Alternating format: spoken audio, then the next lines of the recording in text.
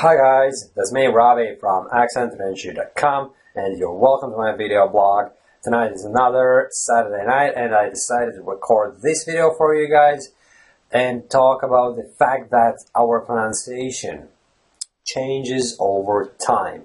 And it's not that it only gets better over time. You may as well just relapse back into a state where you were, say, 2 months ago or a half year ago or even a year ago. Basically, just because you've been working hard on your American accent or your British accent for that matter, doesn't mean that you've completely lost your foreign accent. It's always there, right? And you always run the risk of relapsing back into the old state of your English pronunciation, so to speak, right?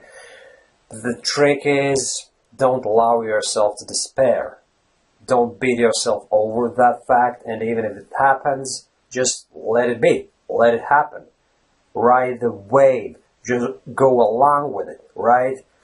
If it happens, right, and say, for example, you're in a stressful situation, and you're so focused on what exactly you have to tell that person that you forget about pronouncing English words a certain way and it just comes out in your own foreign accent, right?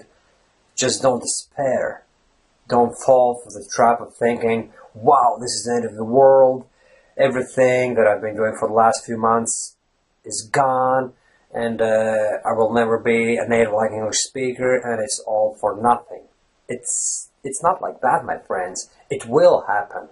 And if every time when it happens, right, if you beat yourself over it so hard, it'll be indeed a very, very, very difficult task to achieve a native-like fluency because you'll be constantly damaging your confidence. And confidence is everything for you and for me too, as non-native English speakers, right? So the message I wanted to get across to you, my friend, is that even if you find yourself in a situation when you speak with some other English speaker, be it a native English speaker or a foreign English speaker, and you lose your ability to sound like an American, for instance, don't despair.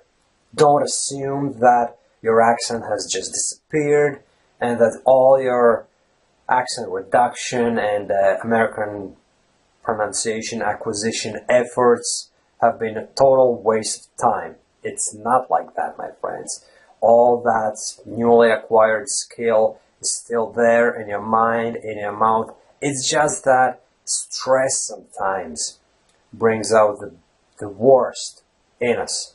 Well, probably not the worst. It's just that your mind reverts back to the very beginning, right? And if you started off as a foreign English speaker with a particular accent, that's where your mind takes your mouth, right? It kind of forgets for a second about the latest acquired layer of skills, so to speak, and just goes back to the very origins where it was the most comfortable, right?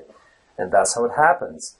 So, I just wanted to let you know, guys, that it's perfectly fine when it happens. Just accept it, and you can rest assured that those moments happen to me as well sometimes, right? There's no real need for me to pose as an American English speaker here in Ireland, right? But still, all these efforts to sound like an American have changed my pronunciation, my default pronunciation, as I like to call it.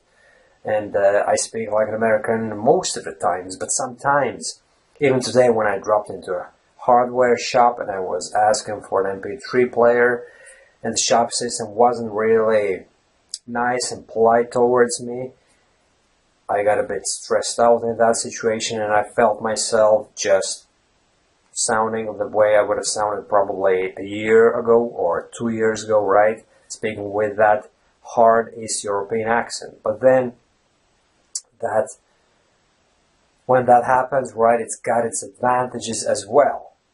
My fluency is superb when that happens, right? Because I don't have to think about the accent at all. Because currently, right, when I speak, I still kinda have to keep my pronunciation in check, which slows my speech down somewhat, and I can't give my fluency free rein, which means I can't allow my mouth to speak things, to say them out loud completely, spontaneously, because I still have to make sure I pronounce the words correctly and so on and so forth. Whereas if I were to start speaking with my foreign accent, I would be able to speak twice as fast without any thinking whatsoever, and that's the way I had to speak in that particular situation when I was stressed out and I had to keep talking with the sales assistant in the hardware shop. So that's today's message, guys. If you've been working on your American pronunciation real hard and you find yourself in a situation where you kind of lose the ability to sound like American, don't despair. That's totally normal. It happens to me. And I'm pretty sure, I'm damn sure, my friends, it happens to any non-native English speaker who aspires to sound like an American or British English speaker for that matter, right? And just a side note, I will go back to my British pronunciation in about a month's time, I'm presuming, so that I don't forget how to speak like a British English speaker, and I will also enhance my British accent the same way I've been constantly working on my American pronunciation. Okay guys, thanks for watching this video, and don't forget to like it if you watched on YouTube, and if you watch it on my blog at accentadventure.com. Of course, don't hesitate to post comments below this blog post, and I will respond to your comments ASAP, my friends. Thanks for watching, and bye-bye.